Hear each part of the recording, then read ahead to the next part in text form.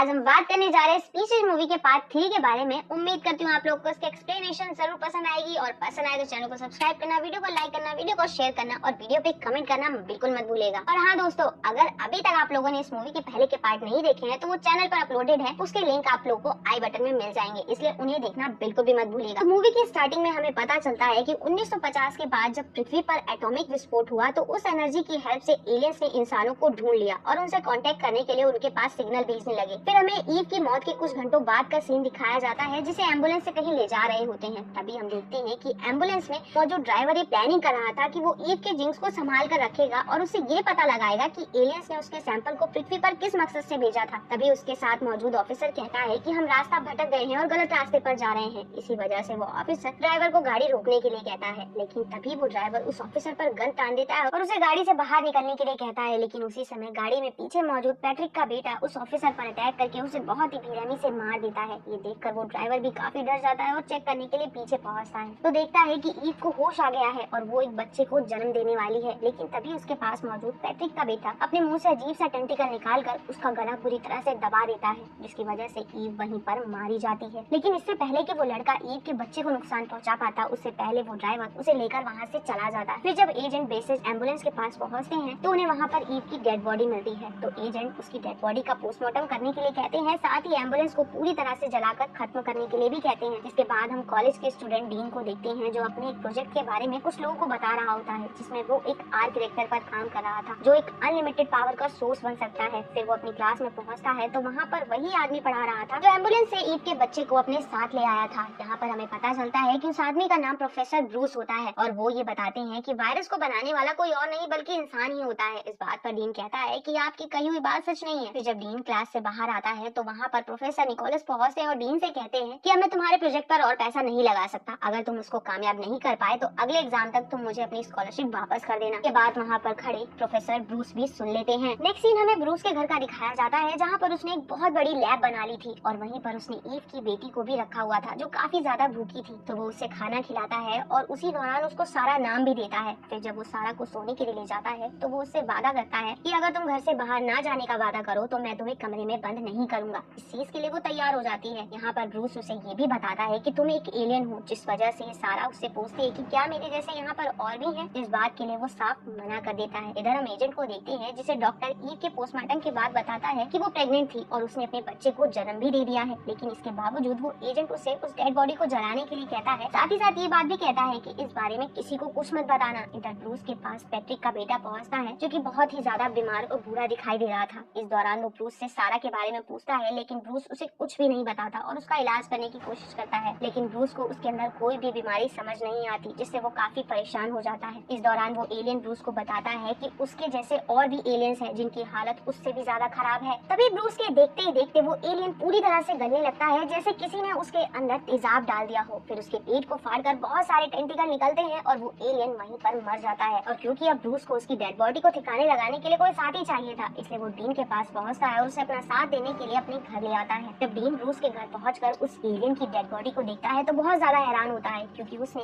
आज से पहले ऐसा कभी कुछ नहीं देखा था। तो ब्रूस डीन को समझाता है कि ये आदमी आधा इंसान और आधा एलियन था, लेकिन इसका जीन कमजोर था, इस वजह से ये इतनी बुरी तरह से मारा गया। इस दौरान प्रोफेसर ब्रूस को ये भी बताता है कि वो एक ऐसा एलियन बनाना चाहते हैं जो कभी भी बीमार नहीं होगा, जिससे उनका नाम साइंस की दुनिया में हमेशा के लिए अमर हो जाए। इधर सारा भी अपने ककून से निकल आती है, जिससे पता चलता है कि वो पूरी तरह से बड़ी हो चुकी है। फिर नेक्स्ट सीन में जब ब्रूस अपने घर पर नहीं होता तो वहाँ पर प्रोफेसर निकोलस पहुँचते हैं जिन्हें सारा नेट मिलती है। इस दौरान पहले तो सारा उन्हें अपनी तरफ अट्रैक्ट करने की कोशिश करती है, लेकिन जब उसे समझ आता है कि निकोलस का जीन पूरी तरह से स्वस्थ नहीं है तो वो उन्हें वापस जाने के लिए कहती है। लेकिन निकोलस उसके साथ जबरदस्ती करने लगते हैं, जिससे सारा उन्हें वहीं पर बेरहमी से मार देती है। फिर जब ब्रूस और डीन घर वापस आते हैं तो वहाँ पर निकोलस को मरा हुआ देखकर बहुत ज्यादा हैरान होते हैं। हालांकि इस दौरान डीन पुलिस को कॉल करने की कोशिश करता है, लेकिन ब्रूस इस चीज के लिए साफ मना कर देता है और कहता है कि अगर तुमने ऐसा किया तो लोग सोचेंगे कि निकोलस की जान किसी और ने नहीं बल्कि तुमने ही ली है, क्योंकि तुम्हारा स्कॉलरशिप की वजह से उनके साथ झगड़ा हो गया था। इधर सारा एक परफेक्ट लड़के को ढूंढने के लिए टीनेज पार्टी में पहुंचती है, लेकिन वहाँ पर उसे एक भी ऐसा लड़का नहीं मिलता जिसके डीएनए में कोई भी प्रॉब्लम ना हो, इसलिए वो निराश होकर वहीं पर बैठ जाती है। तभी उसके पास एक बूढ़ी लेडी पहुंचती है जो उसे घर तक लिफ्ट देने के लिए कहती है, लेकिन कुछ दूर चलने के बाद वो एक रेलवे क्रॉसिंग पर गाड़ी को रुकवा देती है, क्योंकि उसे अपने आसपास किसी एलियन के होने का एहसास होता है। इसलिए वो ट्रेन की तरफ भागती है, लेकिन वो ट्रेन में नहीं चढ़ पाती और वहीं पर गिर जाती है, जिसकी वजह से उसका हाथ कट जाता है। तभी उसकी हेल्प करने के लिए वो ओल्ड लेडी वहाँ पर पहुँचती है, लेकिन जब वो सारा का हाथ वापस से जुड़ते हुए देखती है तो बहुत ज्यादा हैरान होती है और वहाँ से भाग जाती है। इधर ब्रूस उस एलियन की डेड बॉडी का पोस्टमार्टम करता है जिसकी हालत बहुत खराब थी।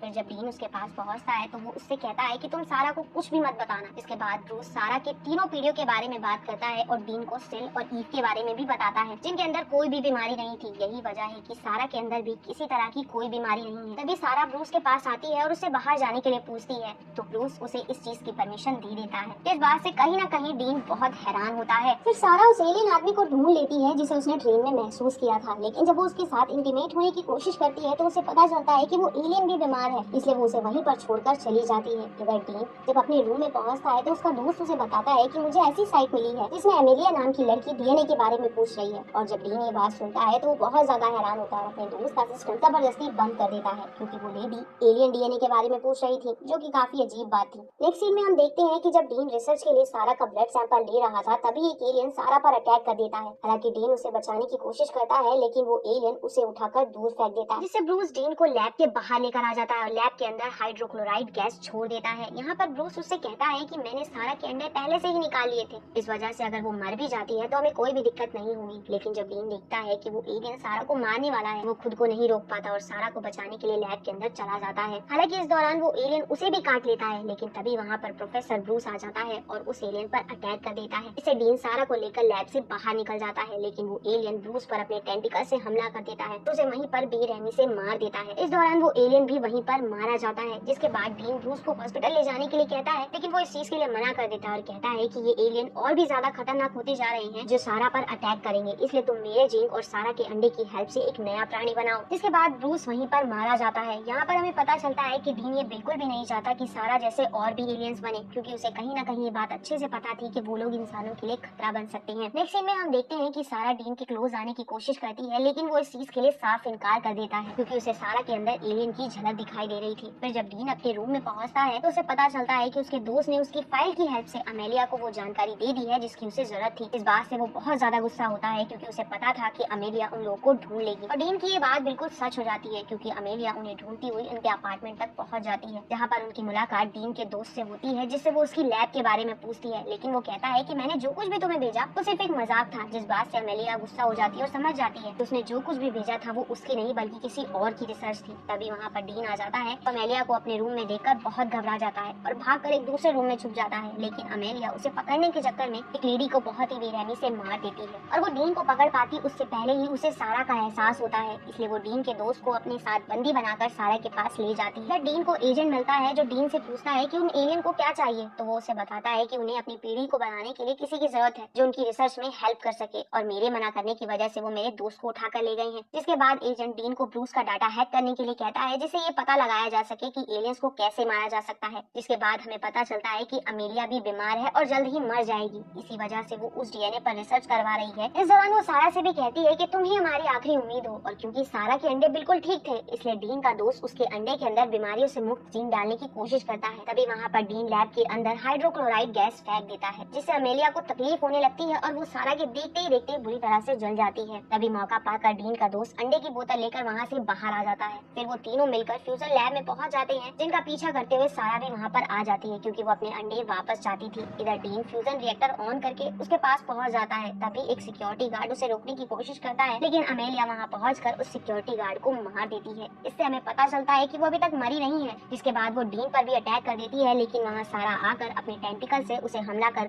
डीन से दूर कर देती है और आर्क रिएक्टर के अंदर फेंक देती है। तभी डीन उस रिएक्टर को बंद करने की कोशिश करता है, लेकिन इससे पहले ही वो उसे बंद कर पाता अमेलिया उसमें से बाहर आकर सारा को अपनी तरफ खींच लेती है। इस बात का डीन को बहुत ज्यादा दुख होता है और वो आर्क रिएक्टर के विस्फोट होने से पहले ही उसे बंद कर देता है। नेक्स्ट सीन में हम डीन को देखते हैं जो बिल्कुल सही सलामत होता है। जिसके बाद हमें 3 हफ्ते बाद का सीन दिखाया जाता है जहाँ पर डीन का दोस्त प्रोफेसर ब्रूस के घर पहुँचता है तो उसे वहाँ पर सारा के साथ साथ एक छोटा बच्चा भी दिखाई देता है, जिसे देखकर वो काफी घबरा जाता है और भागते हुए बेसमेंट में मौजूद डीन के पास पहुँचता है। तो डीन उसे बताता है कि सारा मरी नहीं थी बल्कि मैंने उसकी जान बचा ली थी। इसके बाद मैंने बीमारी वाले डीएनए हटाकर आधे मानव के डीएनए और सारा के अंडे की हेल्प से इस लड़के को बनाया है। फिर हम देखते हैं कुछ दिनों के बाद वो लड़का भी बड़ा हो जाता है। इससे डीन उसे सारा के साथ छोड़ देता है। उनके जाने के बाद डीन का दोस्त कहता है कि क्या तुम्हें पता है इनका मिलन होने के बाद क्या होगा, तो डीन बताता है कि सारा अब कभी भी मां नहीं बन सकती। और इसी के साथ ही मूवी यहाँ खत्म हो जाती है। दोस्तों उम्मीद करती हूँ आप लोग को इसकी एक्सप्लेनेशन जरूर पसंद आई होगी, और पसंद आई हो तो चैनल को सब्सक्राइब करना, वीडियो को लाइक करना, वीडियो को शेयर करना और वीडियो पे कमेंट्स करना बिल्कुल भी मत भूलिएगा। और फिर से कह रही हूँ, अगर आप लोगों ने इस मूवी के पहले के पार्ट्स नहीं देखे हैं तो वो चैनल पर अपलोडेड है, उन्हें देखना बिल्कुल भी मत भूलिएगा। And thanks for coming and watching.